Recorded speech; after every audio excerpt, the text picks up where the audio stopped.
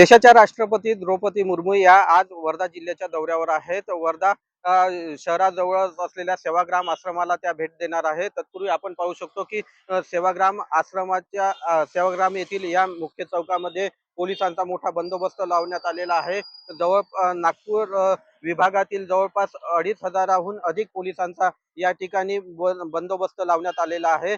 विशेष म्हणजे आपण ज्या ठिकाणी बंदोबस्त लागला आहे त्याच्या मागच्या बाजूला हेलिपॅड तयार करण्यात आलेला आहे आणि त्या हेलिपॅड वरून उतरल्यानंतर त्या थेट बापूकुटी आश्रमाला जाणार आहे. जवळपास 20 मिनिटाची ही भेट राहणार आहे. 20 मिनिटाच्या भेटीमध्ये त्या बापूकुटीचा इतिहास आणि बापूकुटीचा एकंदरीत जीवन चरित्र जे आहे ते उलगडणार आहे आणि अभिप्राय लिहिल्यानंतर त्या थेट विद्यापीठाला जाणार आहे.